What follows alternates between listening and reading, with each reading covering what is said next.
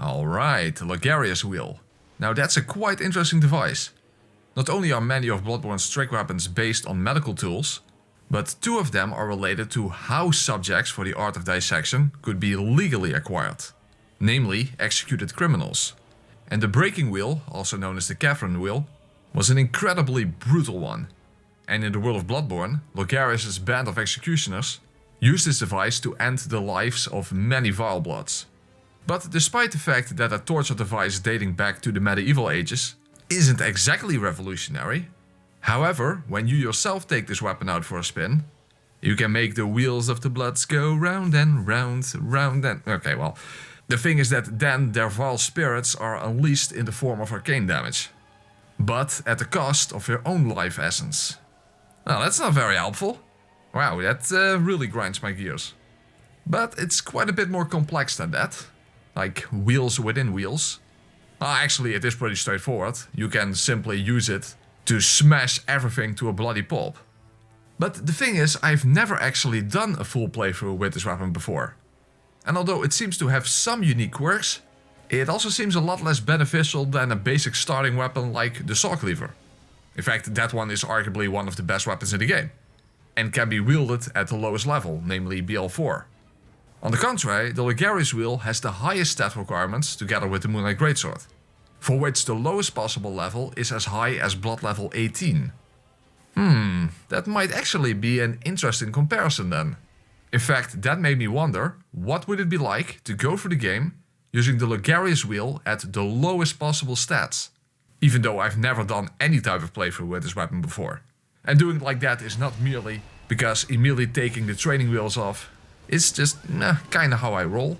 But also to see how it compares to doing a level 4 run with a saw cleaver. I mean, it is rather slow after all for such a fast-paced game. Or does it contain even more secrets than arcane knowledge of spiritual manipulation? Well, we may not be doing much rocking this run, but we'll definitely be doing a lot of rolling. However, at the lowest stats, I don't expect to just steamroll my way through the game with this giant wheel of misfortune.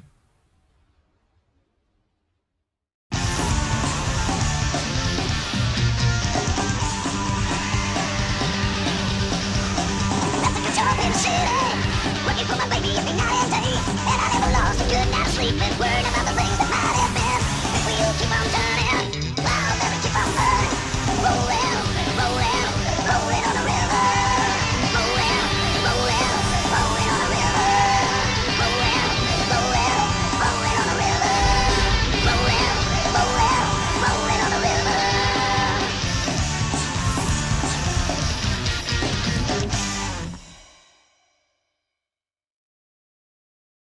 Okay then, normally the Logarius wheel can only be acquired late in the game. But thanks to the magic of Save Wizard, it's free wheel estate.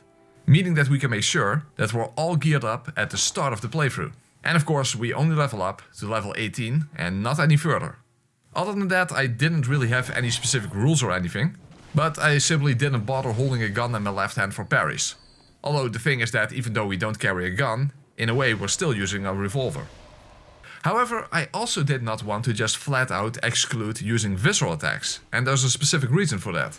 Because if you're familiar with level 4 runs, then you know that viscerals are practically useless after the early parts of the game. Meaning you tend to go for double charge R2 attacks when backstabbing. Given that viscerals are unaffected by your weapon upgrade level and only scale with your skill stat. Well, that's actually not entirely true, because your overall level also has an effect. Although much smaller than the skill stat specifically. So it's also kind of interesting to see whether those 14 extra levels will make visuals at least somewhat viable later on in the game, given how slow the charge R2 attack of this weapon is. In fact, in the transformed mode, the R2 attack cannot be charged at all. So in that mode you cannot even backstab with it in the first place. On top of that, quite a few, but especially early game bosses, are resistant to arcane damage. So how often will the transformed version outperform the pure blunt force of the regular form? Although blunt damage actually turns out to be the worst damage type in the entire game, because basically nothing is weak to it. On top of that, most enemies that have high blunt resistance also tend to have high arcane resistance. Yeah, that really puts a spoke in one's wheel. meaning that we better upgrade our weapon as quickly and as efficient as possible. However, at this point we can only get it to +2 without farming for more bloodstone shards, meaning we don't even really have the option yet to shift into high gear. Regardless, let's see how things turn out. But if I... hold on, let's check out the moveset again. A running R2, let's check that out. That might work to immediately, when he lands, if I just immediately hit him with running R2, I can probably break his head immediately. Let's see if we can make that work. That does work. So, that's at least a nice start.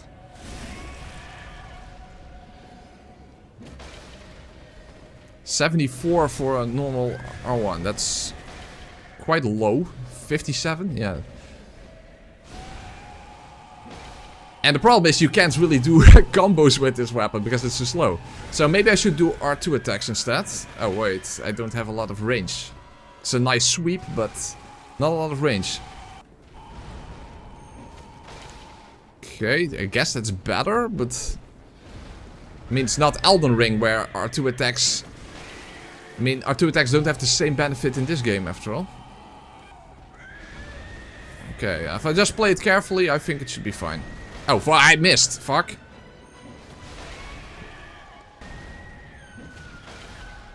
Okay, I definitely need to get used to the exact range of the R2 attack. Like, at least a charge R2 attack does a sufficient amount of damage, so that's something. Okay, let's check out the difference in damage. Oh, whoa, when it comes to the transformed form.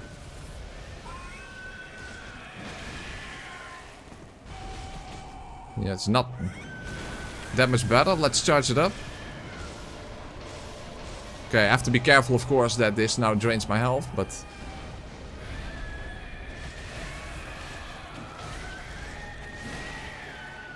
Okay. Kinda works. But the health drain is a little worrisome, if you ask me. I mean, you heal yourself when you attack, but still.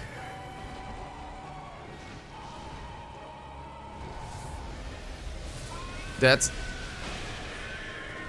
does kinda grind my gears. But that's to his detriment in this case. It's a little awkward to use compared to something like the Saw Cleaver. It's you have to think a bit more about your attacks. Because you have to make each attack count if you can't just spam R1 after all. And you use quite a bit of stamina. But I think we can make it work. And that's the fun thing about using different weapons in this game. It does change up the gameplay. Okay, so, Father Gascoigne. You're humanoid, at least in your first phase. Let's see if we can stagger you. And unfortunately, his attacks are faster than me. And he does have hyper armor on a lot of his attacks. Okay. Yeah, he's also quick and nimble. Yeah, you cannot just spam R1. That he breaks out of it too easily.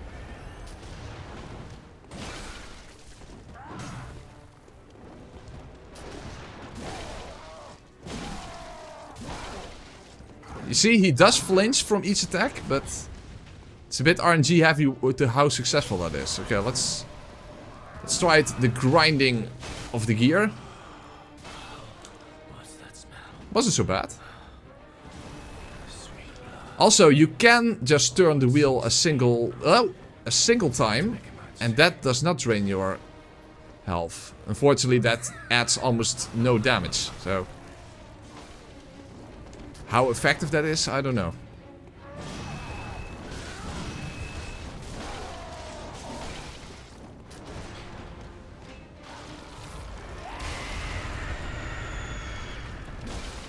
Whoa, but now he doesn't flinch to the same extent.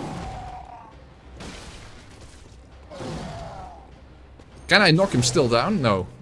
His beast oh, stamina! Jesus, that's the problem. It uses so much stamina.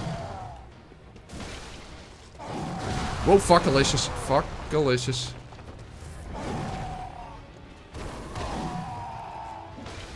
Whoa.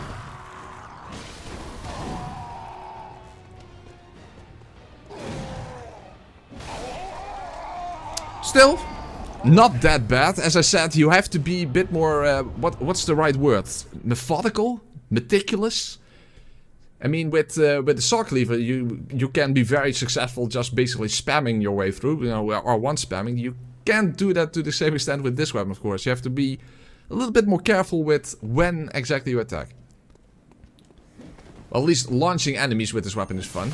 Hey, let's do... Oh, yeah, not enough range. Otherwise I could follow up with a jump attack. Speaking of which, let's see. Aerials in the sky. When you space it right, it blows your mind. Well, more. It's not that great, but when you got to pull your own wagon, you don't have time to reinvent the wheel. So you better make sure to use the entire moveset that's given to you. Well, we can talk to Alfred, unfortunately. Although he gives us a weapon buff, you know, the fire paper, this weapon cannot be buffed. It already has arcane damage, after all. Moreover, if you set it on fire, it's made out of wood, so... Okay, well, we'll talk to him later, because we have to do his questline eventually. Alright, Bloodstarved Beast, who is also resistant to arcane damage and resistant to blunt damage, so that's nice. But if I can get behind him, I can at least get backstabs. Ah, at least some instability damage. Oh, you can... Oh, that's interesting. You can even knock the Bloodstarved Beast on the ground with Charge of Twos. That's quite interesting.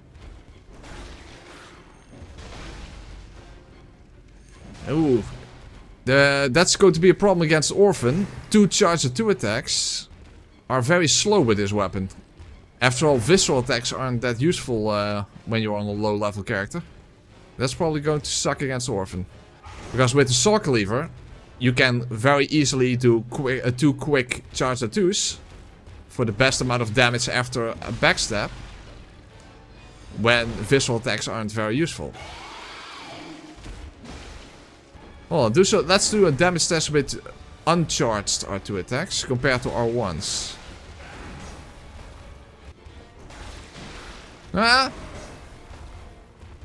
Uncharged R2 attacks definitely do more damage than an R1, and it's almost as quick, so, or as slow, I should say.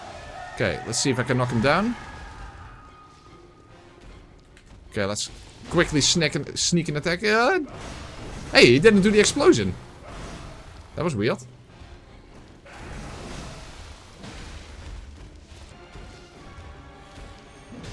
Oh fuck. Oh yes. Apparently infinite poise when he does that.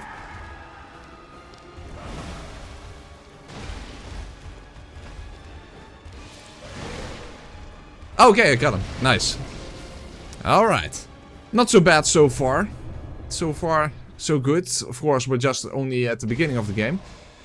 You know what? Given that we always tend to take the same route through the game, we're going to, either ironically or theme appropriately, break that vicious circle and have an early encounter with Paul. Of course, with our weapon at +6 to really make the sparks fly. But, given that we only have 10 vitality for the entire playthrough, something that might actually help us out is Henrik's outfit for the highest amount of bolt resistance for a pretty bold amount of resistance. I don't know how flammable Eileen is, but this looks a little questionable. I think the sound is her smoldering attire. This is also weird, by the way, because you see Eileen is now standing here. Eileen is standing here, so let's directly go to the Tomb of Odin. She's still standing there. We're going down the stairs. We're going down the ladder, which you fortunately can survive. We're getting here. She should still be behind us. She should still be behind us. But is she?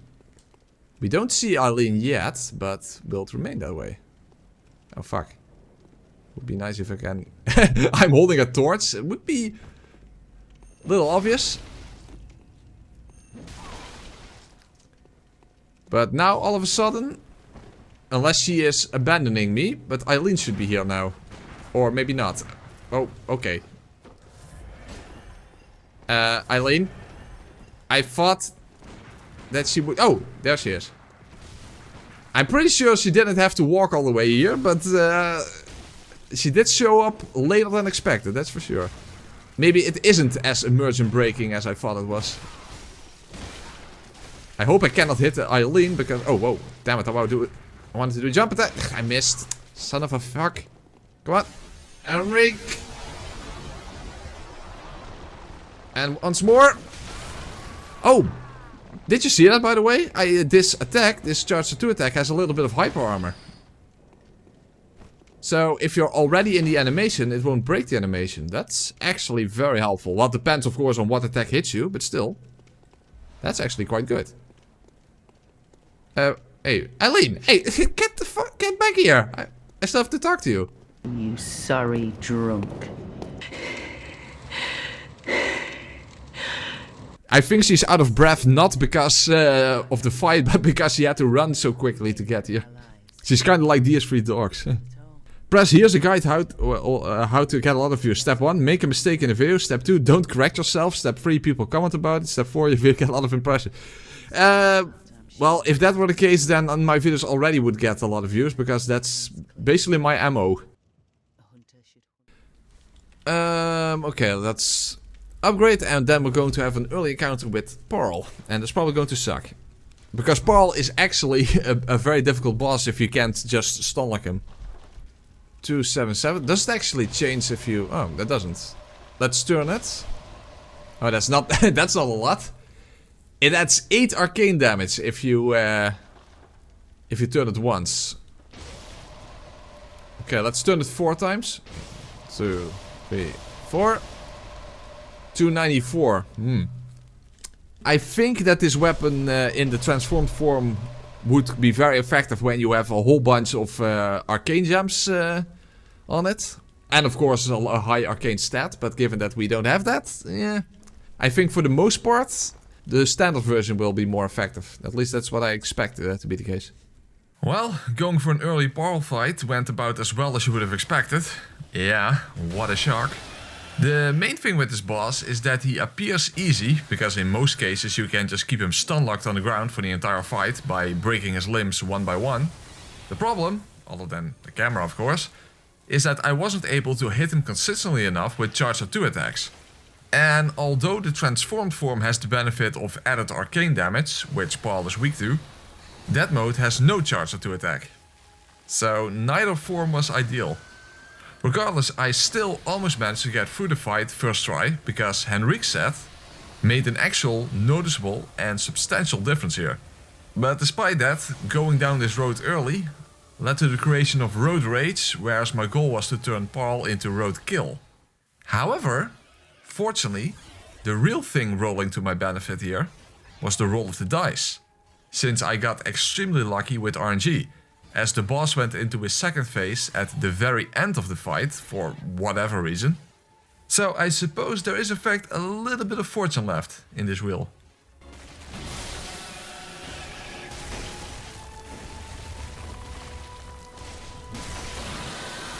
Oh, he only now got into his second phase? What the hell? Okay, is that... Oh, that was weird. Okay. For some reason he only just at the very end went into his second phase. You know, he has a different... there are 2 different, slightly different animations. And when he gets into his second phase, it's a different animation. That's how I recognize that. Alright, so after pulling the plug on Pearl, now it's time to take on the witches. Because I am especially looking forward to the ability to apply the anti-clockwise metamorphosis runes for some much needed extra stamina, since each attack consumes so much. I guess it's quite ironic that you get tired from a solid wooden wheel. But before any rubber can or cannot hit the road, we first need to acquire the rune tool. And although just like against Pearl, arcane damage should be quite efficient here, in principle, there is still the matter of which moveset of which version of the wheel is best to wield against which witch. Although it was kind of hard to tell which wheel was the best to wield against which witch, since whichever wheel I chose to wield at which time against which witch... Oh, the fight's already over. Now, that's a good thing, because I had no idea how to keep that sentence going. However, before we have access to the first stamina rune, we will need access to the Forbidden Woods, meaning Amelia's next, who is another arcane and blunt resistant enemy, by the way. However, despite that, perhaps it's the case that the massive power of Beast Blood will allow me to roll circles around her. Okay, so shall I use Beast Blood? Yeah, but let's try that. Let's try it. Let's use that grinding attack. Let's see if that builds up Beast Blood in any meaningful way. Okay. Oh, that does very good, Sal. Look at that. That was quite a lot of build-up from a single attack.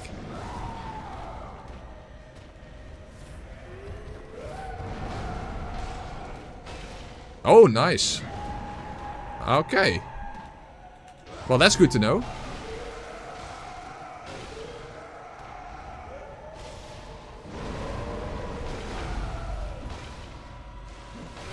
Hey, she may be resistant to both of these damage types, but if we get the benefit of Beast Blood, that doesn't really matter. Oh, whoa, but I still have to watch out, given that I don't have a lot of health. Oh, fuck, I also forgot to equip the Numbing Mist.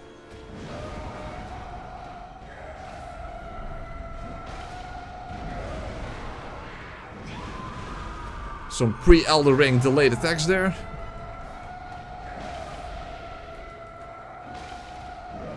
Uh-oh.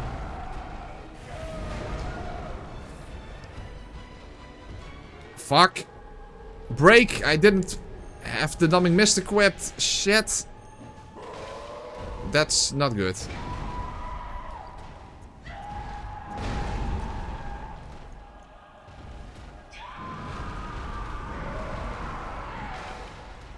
I can't see anything because of her stupid hair.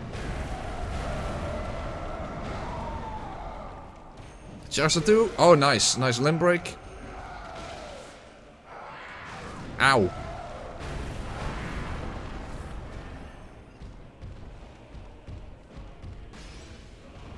Oh, she wasn't even trying to heal. I thought she was going to heal. Now she's going to do that. Okay, good. That's a free hit. And die, Amelia. Nice. Da da da da. Da da da da da. Da da da da da. That's a pretty nice soundtrack, I agree. Beast Blood definitely made quite a difference there. But that's good to know, that even though Beast Blood of course doesn't boost arcane damage, but you can build up the meter very quickly this way. Alright then, so far we're really on a roll here. With only 1 death so far against Parl, and first 5 victories against all other bosses. However, now things started to take a really strange turn. And no, I'm not even referring to dying against one of those large scurrying beasts in the Nightmare Frontier, who apparently have attacks. And that made me spin around in my own grave from embarrassment. But what at least made up for that were the bloodstone chunks and even a physical waning blood gem from a silver beast. No, if you want to spin a really strange tale, even in the bizarre world of Bloodborne, then you can do so as long as you're able to comprehend the utterings of the true Great Ones. Because you can actually change the language of the game into my own language. Now we have Bloodborne in Dutch. Oh. Geslacht vrouwelijk, niveau 18, bloedsporen 0, inzicht, vitaliteit, stamina. Waarom is stamina? Dat is helemaal geen Nederlands woord. Stamina is not a Dutch word. Uithoudingsvermogen, that's what it should have been. Kracht, vaardigheid, bloedkwaliteit, mystiek. Oh ja. Tegengif, korrel, beestbloed, korrel. Schitterend. Scherpe bloedcocktail? Dat is een raar... that's a weird translation.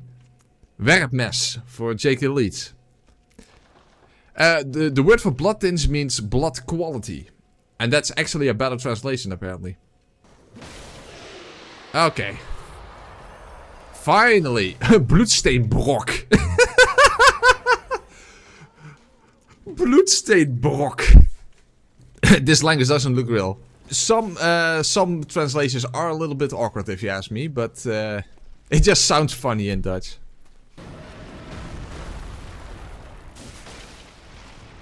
Oh, nice. I could still hit it. Oh, I'm too far away. Crapple lasers, I missed my opportunity. Also, maybe I should actually transform it for the arcane damage. It's not even that much better than just the regular version, I think. Yeah, the vertical attacks are definitely better, even though technically they do a little less damage, but that's fine. 200 damage was still not bad, by the way. Oh, 8 damage. I think I hit his belly for that 200. Let's see if I can... Oh, no. I wanted to finish with a belly shot, but it's still better. Hey, prooi afgeslacht! Wat? Zieltogend Lorankelk? Zieltogend? I don't even know what that's... I wouldn't even know how to translate that. Ailing. Zieltogend? What kind of word is that? But now, it was time to become the fifth wheel on the wagon by entering the hearse to Canehurst. Not merely for the Bloodstone chunks, but also to pick up the Executioner set, which would be the most appropriate attire.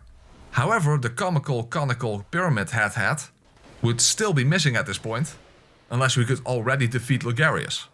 So until we can acquire that one as well, let's go with the very fancy looking Canehurst Knight attire. Which, by the way, I personally think looks even better on female characters, since there are 2 different variations. And that's some interesting lore, by the way, that in Canehurst they both have a knight attire for ladies, as well as an attire for ladies of the night.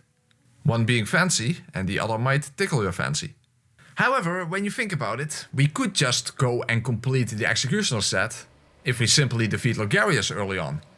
However, that seems to be more of a castle in the sky type of thing, as of now.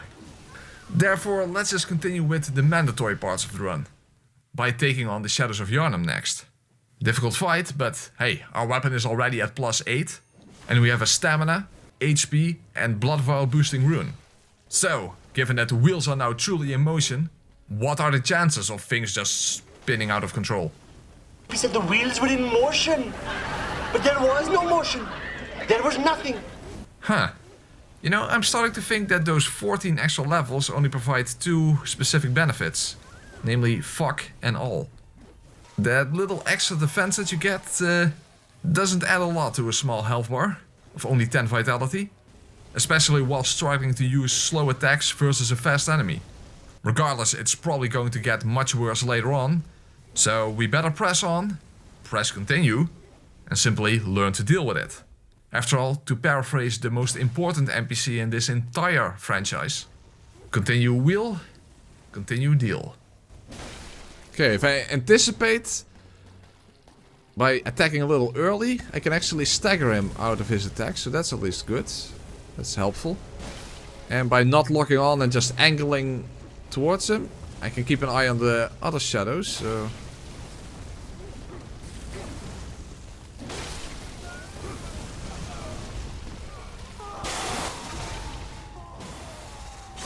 Hopefully this kills him.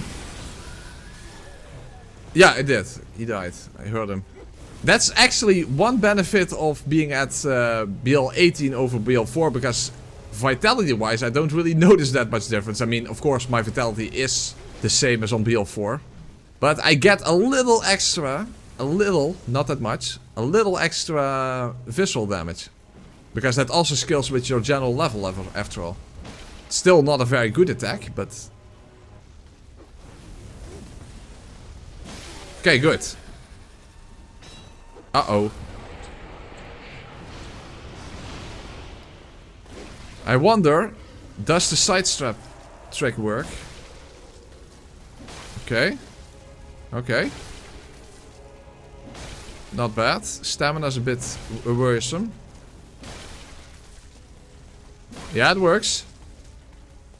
Nice. Didn't expect that, but it actually worked. Alright. Nice delicious, we made it past the shadows. Okay, that was our first obstacle in the playthrough, definitely. Alright, fortunately, ROM didn't turn out to be as much as a pest as I expected it to be. It was just a very slow process, since I couldn't risk getting attacks in while keeping the small spiders alive. But in a way, it was pretty cathartic to be able to use a medieval torture device on an infestation of spiders. Although I personally still prefer to jump kick them in the face, martial arts style. And speaking of jumping, for whatever reason, not one but 2 of those insect enemies this time jumped after me when entering the boss arena. So now I could bring a double gift to the queen. Well, sort of, since you cannot make a beeline with flies. which I guess is a good thing since gifting unwanted dead bugs to a lady could be regarded as insectual harassment. But after all of that, despite being able to upgrade to +9, I was very worried about the one reborn, given that he has the highest arcane resistance in the entire game, and despite that in any other Souls game, bony creatures are weak to blunt damage, but this collection of boners is somehow resistant to that damage type as well. Like, what the hell? Why is nothing in this game weak to blunt damage?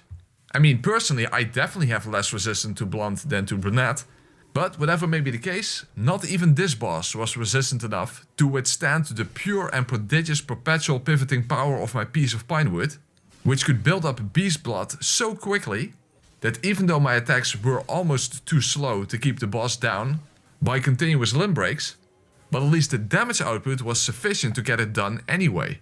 So that was definitely a very pleasant surprise. However, still not as fun as launching the Chime Maidens over the edge. I mean, they might be ringing hell's bells, but they are certainly no Iron Maidens. And on top of that, after the one reborn, I could acquire another stamina rune from patches. So, if the previous two bosses weren't much of a threat, then surely I wouldn't have to spin my wheels against Mickey the Cockcaged Dicky. To be honest, I don't think I even need the hallway strategy, but at this point I'm pretty much used to just doing that.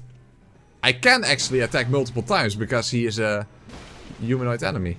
Hey, we still have some sort of cheese on Mickey. Oh, that's actually not bad. Okay, I do have to watch out. Oh, that was... Oh, okay, now I'm just fucking up. That was stupid. I wanted to be too fancy. I wanted to finish with a Charger too. Okay, that almost very much backfired.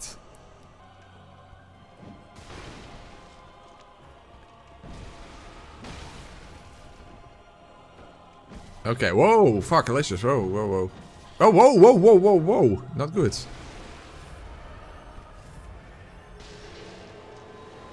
Whoa, fuck!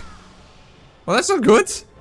I thought this was not going to be... after that first phase, I thought, oh, not a big deal. I can just stun lock him, basically, but...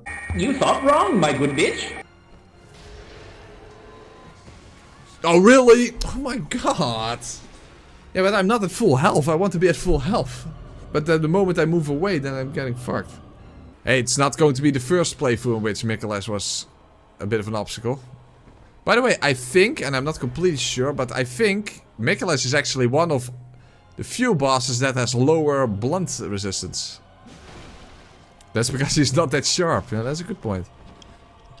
Dutch have 0 blunt resistance. Well, it depends on what kind of blunt. But we don't want to resist those kind of blunts. If I had more stamina, I could stun lock him in the corner, but maybe this will work. If he does do... Oh, fuck, no. Bloodborne is really just Nicholas's wet dream. That's why he doesn't want to wake up. Well, it's one of those days when you don't want to wake up. Everything is fucked. Everybody sucks. Okay, 3 times. And then to the side. Very good. Yeah, this should be it. This should be it. Yes! Alright. Okay then, after finally making Mickey suck on my little wheelie, we could acquire the Blood Rock and the final Blood Gems to create the most wondrous weaponized wagon wheel in the world. Well, without farming for gems, that is. But I'm sure that won't be necessary. Although it's like I feel the curse of the vile bloods within my bloodstream in the vilest of ways imaginable. Because so far, I've already experienced quite a few strange and unexpected deaths, and I see a premonition of many more to come. From the most unlikely sources. Like the nightmare keeps swirling and churning endlessly. So far that my head is spinning around. But surely the final boss of the N% part of the run, the Wet Nurse, surely that would be an easy first try victory, right?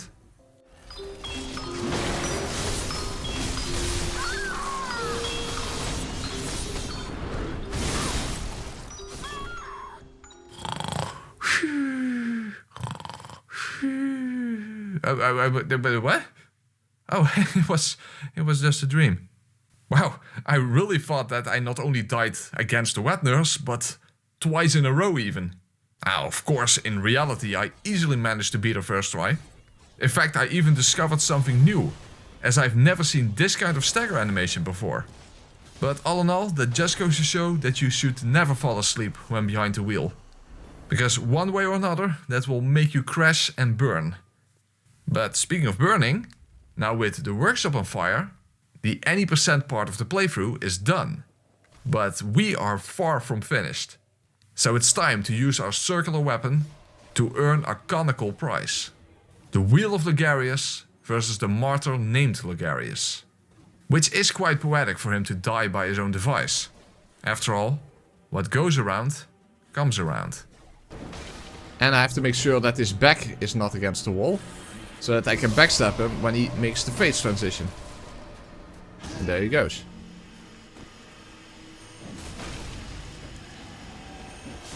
But now, the real shit show commences. Uh-oh. Ooh. Whoa! Oh, thank you for being so slow. Okay, nice. You still got a visual out of that. I mean, visuals, because I'm level 18 rather than level 4, the visuals still do at least somewhat decent amount of damage. Oh, whoa. Careful. After all, visuals don't merely scale with the skill stat, also with your general level a bit. I mean, it's obviously not the most powerful attack it can be, but it does something. So, gotta be glad about that. Uh-oh, that's not good. That's not good at all.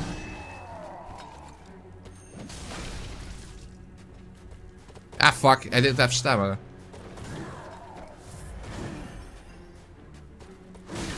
Oh, I cannot trade like that. Oh. Ooh.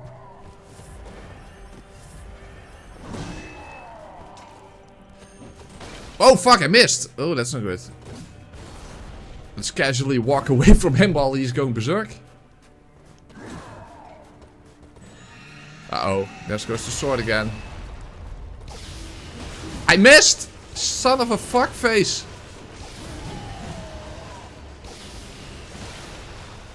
Ooh, that almost went very wrong.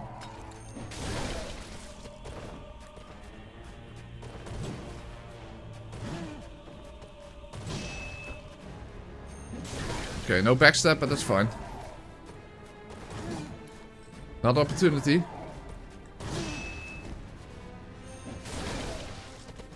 Oh, I almost thought I could finish it. Oh, damn it. Okay, let's just make sure I finish it now then. Uh-oh. The sword and him. It's not even what I was intending. What wasn't even my intention, but hey, worked out. Haha, that's fine. That thing, yes. The gold are 60,000 for this stupid thing. Well, the thing is, you see with eyes on the inside anyway. So, the fact that it literally blinds you shouldn't be much of an issue. That's, by the way, another weapon I've never used. Ludwig's rifle. It's basically like the blunderbuss, but more powerful maybe? I don't know. I've never actually used it. Alfred and Alfreda. Yeah. Alright. Mr. Alfredo. Isn't that the type of sauce or something? Like spaghetti Alfredo? Alfredo or something?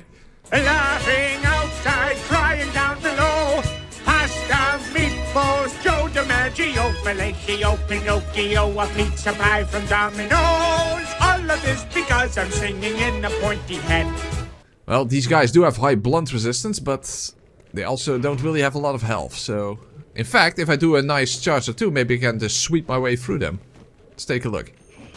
Oh, nice. I can even launch them. So that's time to send E.T. back home. He doesn't even need a phone. Oh, whoa, whoa, whoa. Oh, whoa, whoa. Okay, so I died against wet... oh, I mean, that didn't happen and... Ha! That's interesting. Ow. Whoa, whoa, whoa, whoa, whoa. Oh, whoa.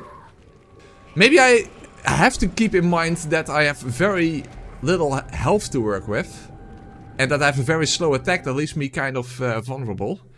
And maybe I should take that into account a little tiny bit. Okay, I died 3 times already. This is not what I expected. After Logarius went so well, I thought I was on a roll, but yeah. Jesus fuck, dude!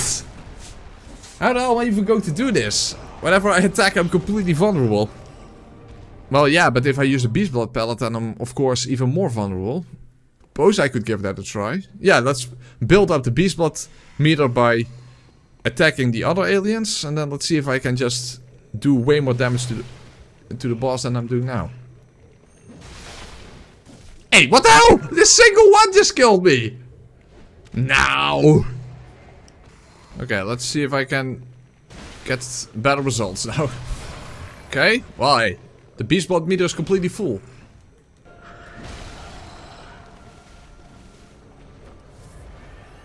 Okay, the no more Beast Blood, but... Oh fuck, now he can do projectiles. Uh-oh, he's doing the... Oh wait, is that the healing move that he's going to do? Yeah, that's the... I think that's actually counts as a healing move, or... Oh no, their eyes are glowing, so they become more aggressive or something? What even does that wave do? Because I've seen that before, and I never understood what that wave even is supposed to do.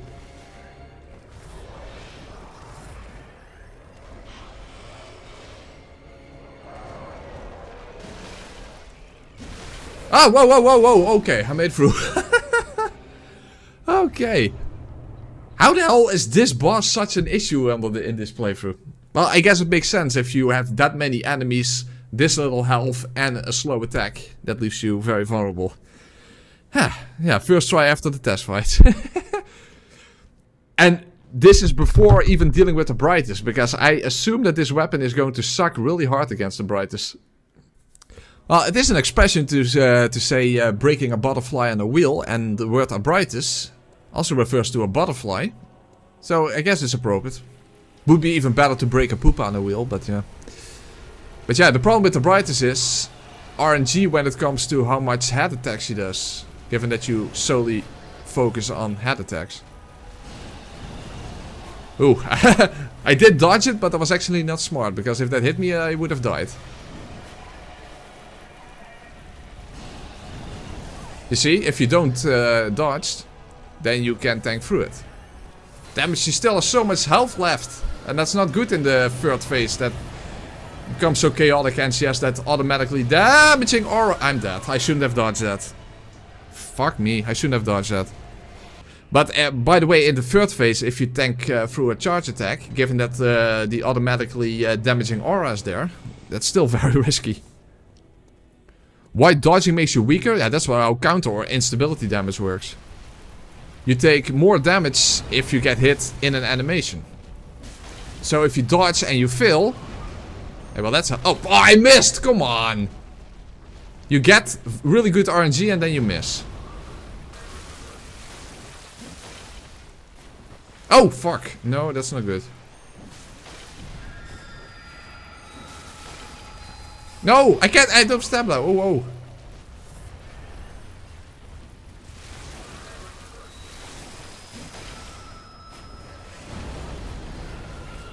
I missed. Son of a fuck. Whoa, whoa. She has. Whoa, which has way too much reach. What the fuck, dude? Oh my god. The third phase is going to be such a nightmare. Well, the problem is in the previous fight I got some pretty good RNG, so of course now I'm not getting good RNG. Come on! But yeah, if you stay at a distance, she's obviously not going to do head attacks, so that's the problem. Yeah, now not fast enough.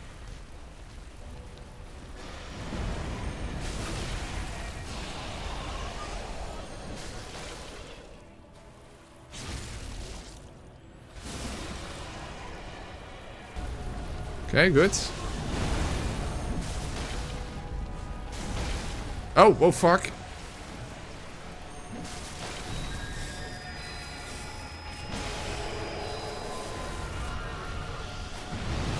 No. Ooh.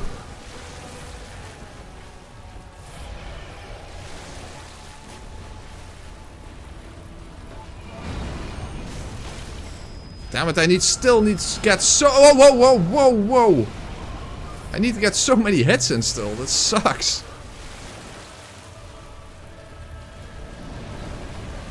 The third phase is such a mess, and then if it takes this long, that sucks monkey fuck.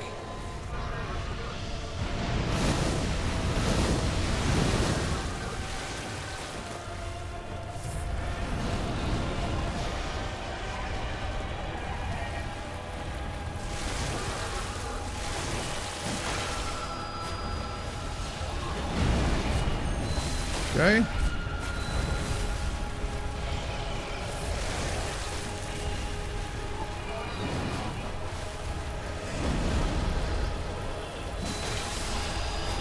Oh. Uh-oh. Not that. No. Whoa. No, I can't. I don't even know where I am. Ah. Oh.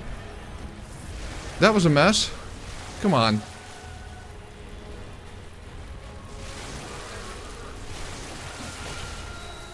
One more hit, yeah. Finish it. Nice. Ah. Really good. Ah. I'm spinning around. Get out of my way. That's, I don't know, that's some really old pop song from the 90s, I think. Whatever. Oh my god. Ah. Well, even though it was DLC time, given that I was very worried about Gurman due to how much trouble he gave me in the Charged Kirkhammer run, I decided to first go and share my wheel with the man in the wheelchair. Which, as it turns out, he doesn't require in the first place. In fact, I was the one folding like a lawn chair when faced with the fast, relentless, deceptively far-reaching and by hyper-armor protected scythe attacks. And unlike doing the Charged Kirkhammer run, I couldn't rely on outspacing his attacks, since I have less reach with this weapon.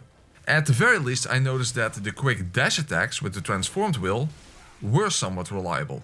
Well, emphasis on somewhat, but the thing is that you essentially stab the wheel forward. It's basically the quickest attack that you have. However, the damage wasn't that great, and it would still be difficult to hit such a fast-moving target. Yeah, just like Snake, age hasn't slowed Gurman down one bit. However, one benefit was that each attack this way would stun him. However, once he goes into his second form, he gains infinite poise, and then using slow attacks, without the ability to make him flinch, turns the fight into one hell of a mathematical conundrum. And for now, either because or despite of that stupid triangle on my head, I was not able to figure out how to square the circle in order to bury this boss in a rectangular box. And therefore I went into a straight line towards Ludwig, in order to take a little bit of a break. Yeah, you heard that right. What kind of a playthrough is this? Normally Gurman and the Moon Presence feel like afterthoughts after clearing the much more difficult DLC fights. But this time I did the DLC first to have a bit of an easier time. At least that is assuming that Gurman would be the final obstacle of this playthrough. But by now I should have realized that things might not turn out the way you would expect things to turn out. Damn it! This weapon is so slow! Normal attack opportunities are not really attack opportunities this time. Fuckalicious. Okay, so my tactic to build up beast blood didn't really work out. Damn it, I still get hit by the water.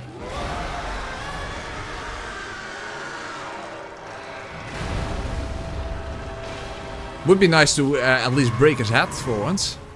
I rarely do that after all.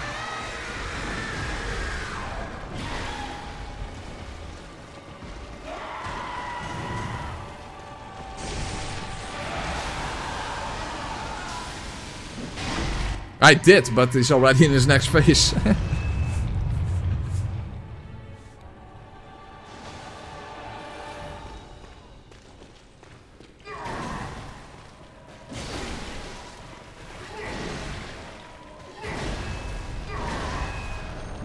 Damn, slow attacks in this phase is also not... Oh, well, fuck.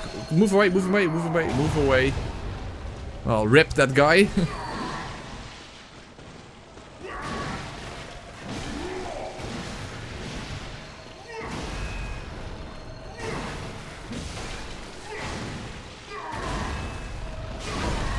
Ooh, got lucky there because otherwise he would have hit me.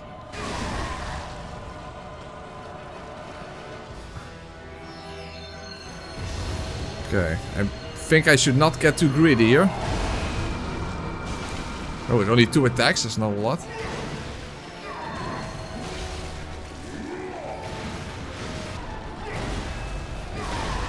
No! Oh, he can't do the follow-up when his health is this low. Fuck. I forgot about that. No good. That almost got me killed.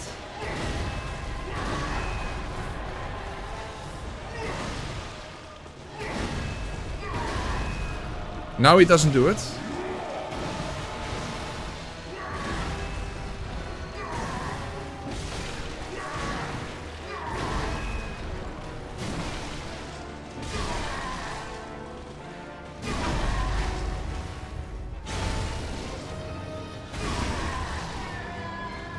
Well, awkward, but hey.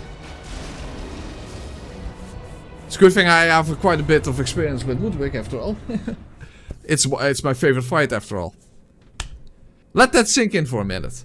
The Celestial Emissary on BL18 with the Logarius wheel is more difficult to deal with than Ludwig. Yeah, this is definitely an interesting run. This is definitely an interesting run. When you use a weapon like this, you'll encounter things that you wouldn't expect to encounter. That's for sure. Alright then, that was certainly unexpected, but in a positive sense. I suppose it is appropriate this time around to put the cart before the horse. Well, at least part of the cart. So despite the earlier difficulties, we were nonetheless able to take another boss out of the rotation.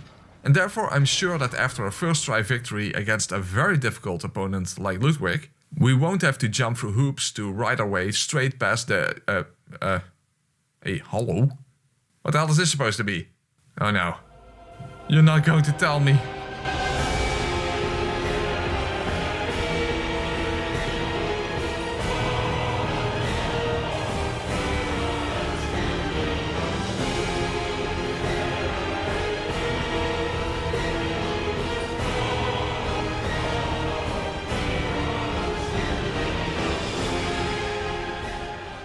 Wow, fuckalicious. I really need a drink about now. Gluk gluk gluk gluk gluk gluk gluk. Well, at least you can't say that they caused me to fall off the wagon, because that would imply that I ever stopped drinking in the first place. But the thing is that this time around, the names of these frickers applied in a different way. They were the ones who kept on living, and I was the one who kept on failing. Damn it, this weapon is freaking worthless in this fight.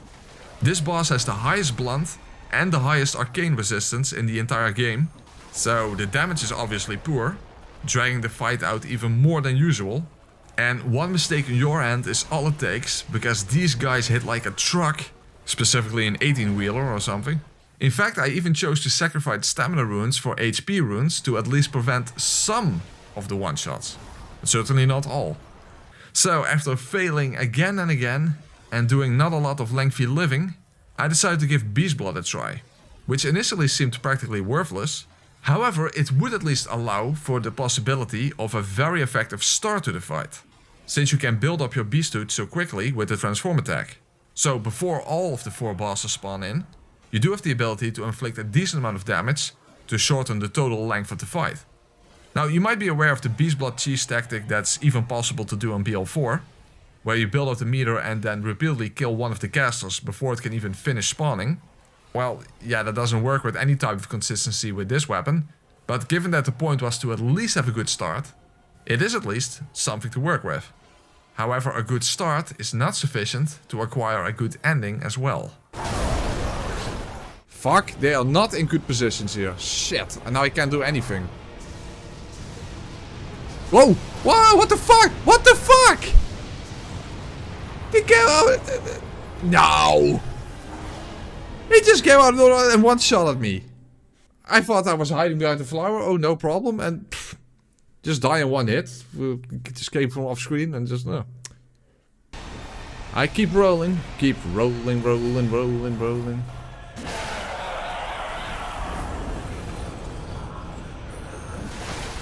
Fuck, not good. Whoa, whoa, what the hell? Why is the other one attacking? Why is the other one? What the fuck? Why was the other one attacking? Why was the other one attacking? Did he just respawn right after they were doing that attack or something? What the hell? No.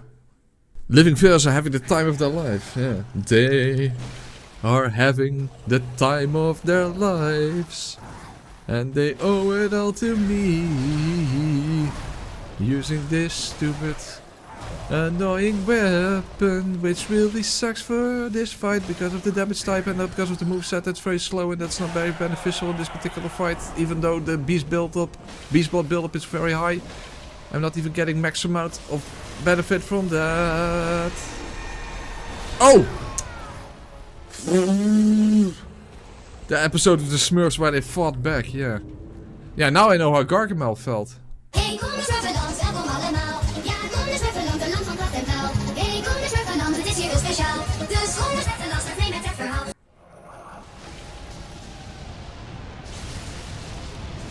Fuck you! Oh! Finally, motherfucker up the fuck face in the flower garden. Wow, I never thought I could feel so much despair fighting the only boss fight in the DLC that you tend to sometimes forget is even there in the first place. So even though it did actually take quite a few attempts to get past Lady Maria, but this mainly came down to getting a handle on how to deal with her with this weapon. Oh, and also because I initially forgot to re-equip my stamina runes, so I was kind of struggling with stamina management for no reason. But the thing is that at no point did she feel like some sort of a brick wall. Now, of course, despite the fact that she can be knocked down with a Charger 2 attack, she is way too quick for something that slow. However, being humanoid also implies that each hit will stun her. And although she does have hyper armor during certain attacks, which become more common with each phase transition, but at no point does she gain actual unbreakable poise like German. And just like against German, the dash attacks with the transformed form of the wheel are especially effective to counteract her speed and stun her in the process. So despite her ability to use her own vile blood against us, to her own shame, all the way to the point of adding flames, arguably with pride, so this proud Mary kept on burning, but my big wheel kept on turning. So eventually I kept on rolling on a river of blood. Perhaps also of sweat, but especially tears, given the sins that she tried to hide. Because the thing is that all rivers inevitably lead down towards the sea. And when you find yourself engulfed in the deepest sin, the best you can do is spin to win. Actually quite literally in fact, because as I feared, double Charger 2 attacks as backstabs does not work with this weapon. Well, it kind of does, but it's very weird. Basically it's so slow that you can get 2 actual backstabs in a row. Only if you're lucky, of course. And it sounds better than it is, because the whole point is to get the benefit of the massive instability damage bonus when you hit an enemy who is in the visceral state. Now of course I could do an actual visceral attack as well, which, to come back to the very start of the video, was indeed noticeably more effective than when doing it on BL4. However, it's still kind of underwhelming damage. So that's probably not the most effective approach. And therefore I decided to check out the transform attack to build up beast blood. But then things really took a strange turn, leading to the discovery of a really mysterious and arguably hidden Eldritch truth. Okay, let's see how that does. That doesn't work at all. What the hell? What? Hello? Oh, whoa, whoa, whoa, whoa, whoa, whoa. Okay, he glitched out for a second. Oh, okay, and now he... Well, that wasn't good. Okay, that was very weird. It's like Orphan couldn't process what the hell I was even doing.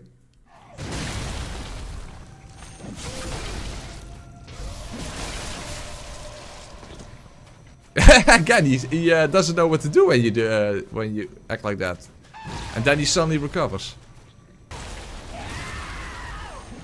Well, that's definitely a lot more damage.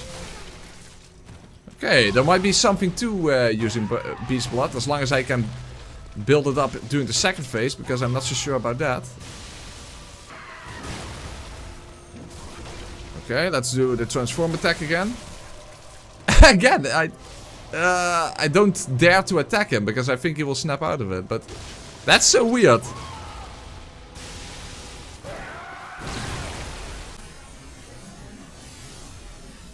Oh, whoa! What the hell? That wasn't a backstab? Come on!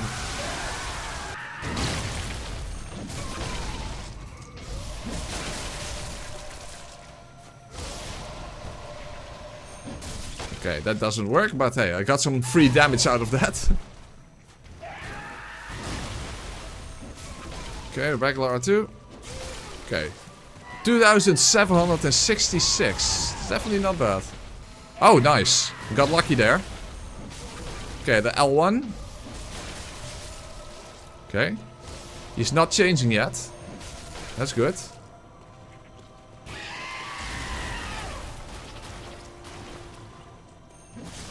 Huh? Fuck, that didn't count for some reason. Shit, that would have been awesome if that counted as a backstab. That sucks.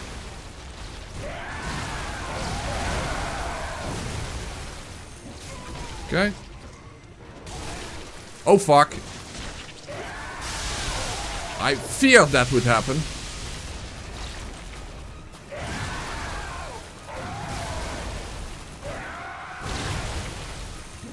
Oh, what the hell? No. Well, that was a bunch of fuck. As if the R2 attack isn't bad enough. Sometimes it just misses for whatever reason.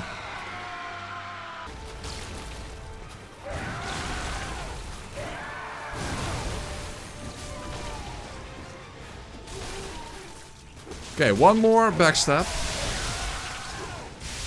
Much later. Come on, I need one backstab opportunity. No! Much later. Come on! Orphan! Come on, just give me one backstab opportunity. Much later. Oh, I missed! Unreal! I actually missed. Unbelievable. Okay.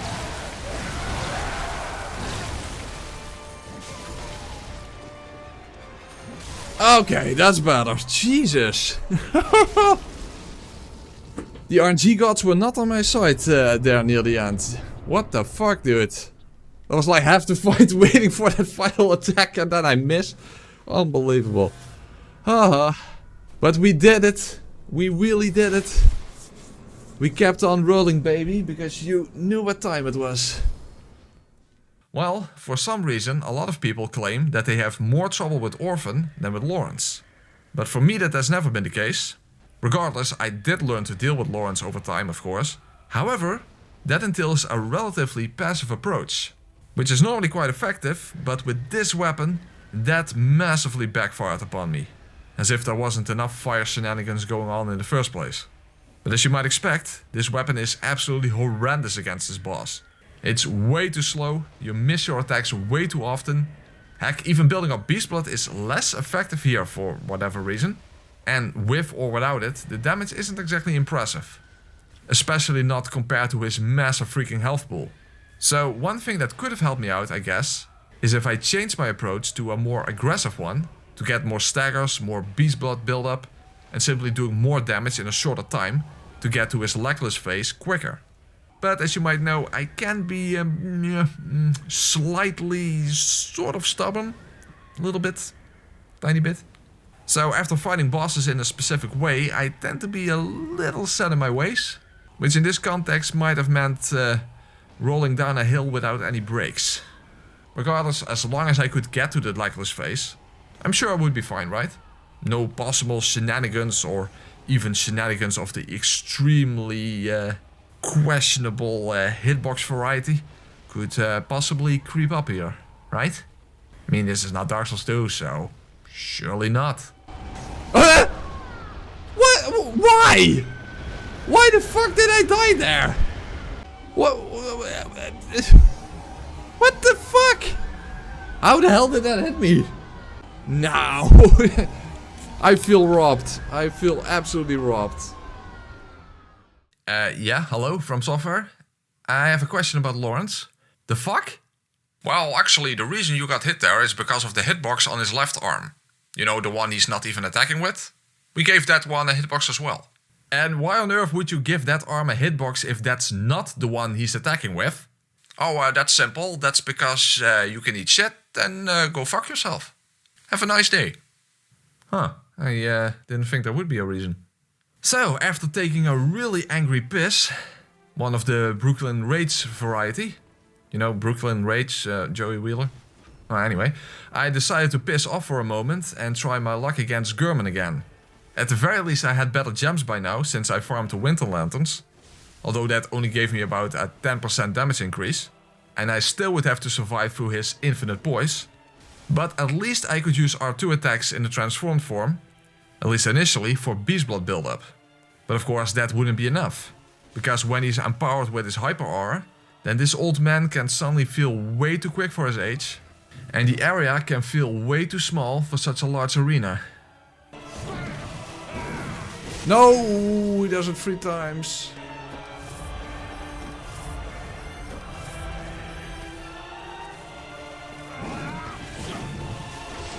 didn't even hit him.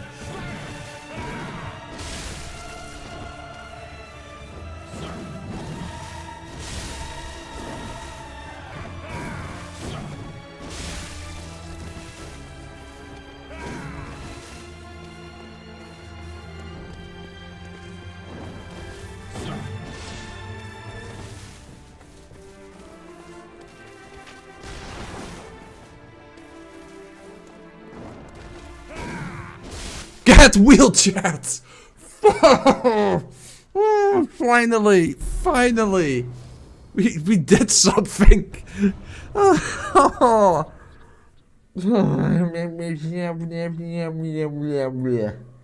That was really nice. That was a fuck of the fuckalicious sword. Absolutely, Wax. Well, that's nice and all, but Lawrence is still very much alive. And I very much was losing my will to live.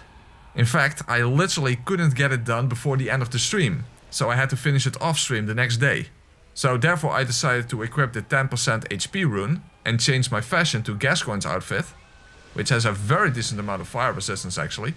Now you would think that wouldn't make much of a difference, and generally speaking it didn't, but it would at least prevent some very specific one-shots, and perhaps that would be enough.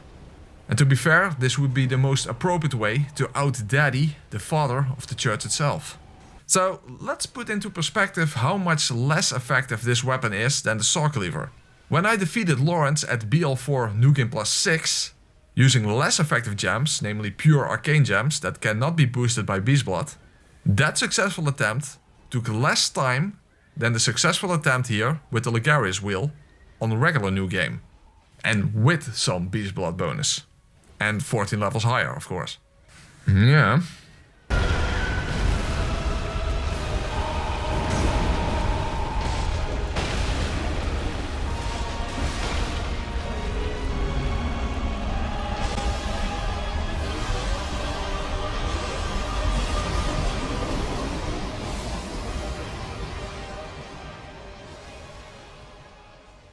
Well, at least after all of that, you would think that the moon presence would go down with ease, which is usually the case, but nah, of course not. I mean, the moon presence is usually very easy, because you can get through a health bar so quickly.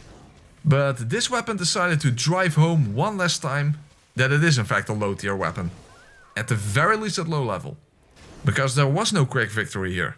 Now, fortunately, by now I have experienced that before, so I wasn't completely helpless trying to decipher the moon presence's erratic attacks that feel like someone is flailing a handful of spaghetti in your face. But it did imply a much more lengthy fight than usual. And not only is the rally potential of this weapon one of the poorest in the game, which I haven't even mentioned yet up to this point, so I couldn't just regain all my health safely after the 1 HP AoE, but I also had to deal with her ability to block my healing altogether. So, all in all, what's my opinion on this weapon? Well, I never thought that it could cause me this much suffering against the late game bosses. It's possibly really powerful with the right stats and the right gems, but yeah, that's also kind of a moot point, since that would apply to any weapon.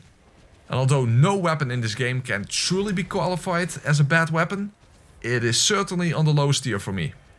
In short, I don't know which caveman it was who invented the wheel, but in my eyes, he's a giant dick.